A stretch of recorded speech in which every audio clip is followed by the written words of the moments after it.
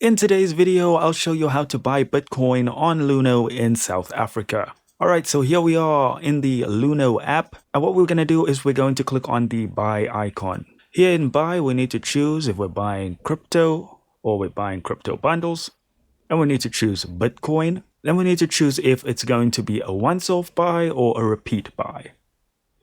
Now over here, we need to add our card. If you've already added your card, then you'll just need to click on buy with card. Alright, now here we're going to put in all our card details and then save them when we're done.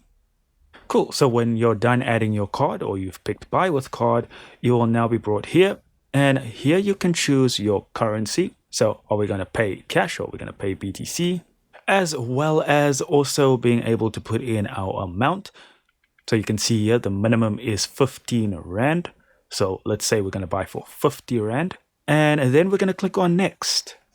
And here is a full review, including service charges, how much BTC you'll receive, and how much you've spent. And when you're ready, just hit pay with card. And that is all there is to it, guys.